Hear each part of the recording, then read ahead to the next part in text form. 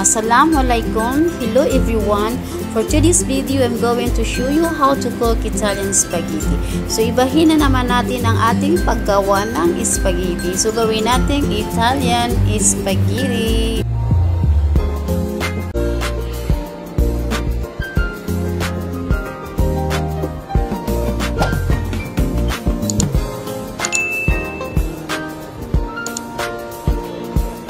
Ito yung gagamitin kong spaghetti, brand Linea Italiano Spaghetti kasi masarap siya.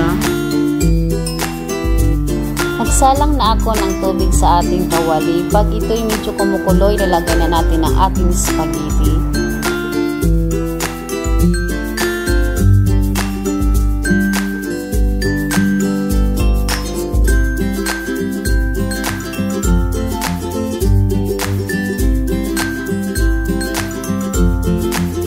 Hintay natin ang ating spaghetti na maluto. So, mag-start na tayo maghiwa ng ating mga lamas. Gumamit ako ng 2 perasong onion. At hiniwa ko na ito ng maliliit. Gumamit ako ng garlic, 8 cloves of garlic. Tapos, hiniwa ko din ng maliliit. At gumamit din ako ng green onion. At hiniwa ko din ng maliliit na sizes yung ating green onion.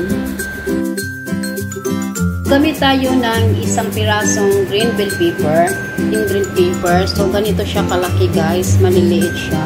Gamit tayo dito ng fresh chili. Depende sa inyo kung ilang piraso ang gusto niyo. Ako kasi 2 lang ang gusto ko kasi. Gagamit tayo dito ng 1 lemon. Parsley leaves. So, ang ginamit ko, 1/2 bunch of parsley leaves. So, nahiwa ko na rin ang ating parsley leaves. So, hiniwa ko. Tapos, ang ating butter na 1/2 pound.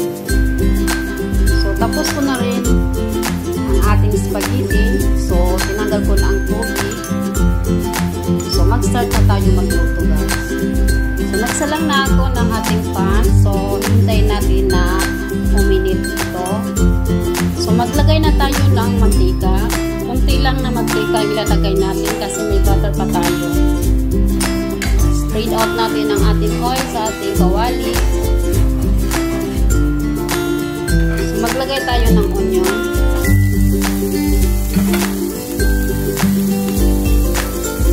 And then, haluin natin.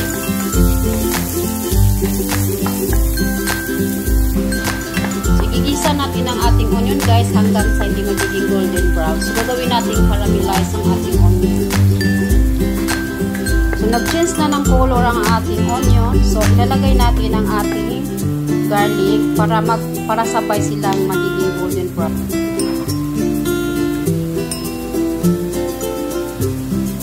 And then, haluin natin.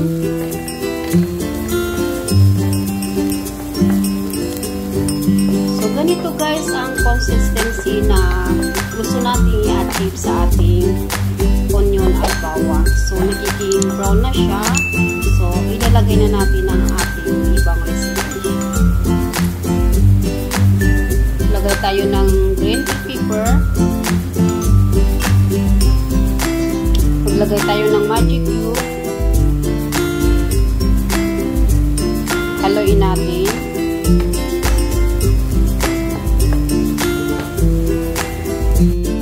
Ilagay na natin ang ating green onion. Haluin natin.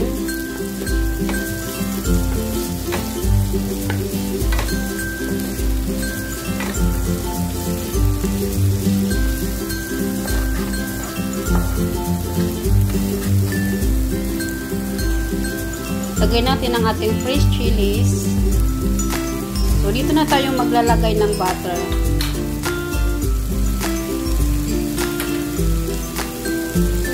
So, dissolve natin ang ating butter.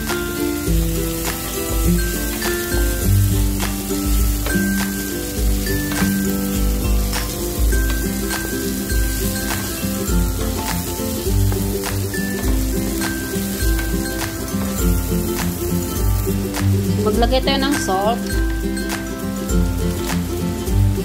So, ilagay na natin ang ating parsley leaves. And then, i-mix natin.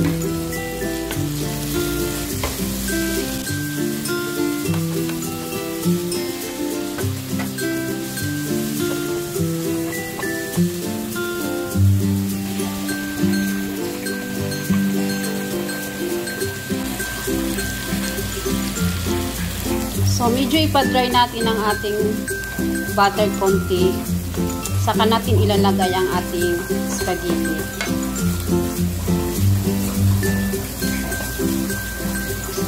So, ilalagay na natin ang ating spaghetti, guys.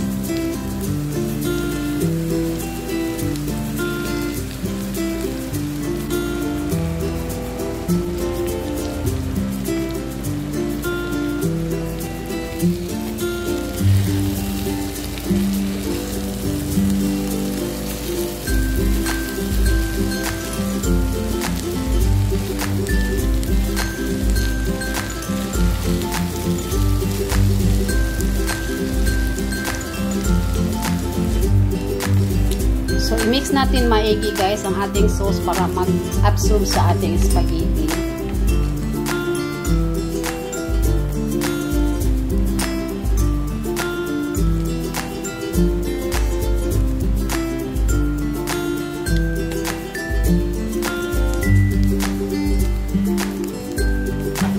Maglagay tayo ng lemon.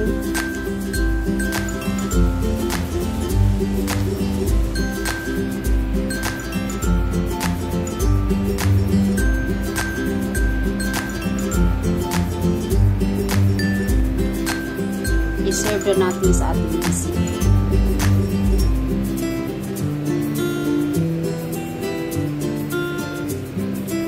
Maglagay tayo ng konting dahon sa gilid.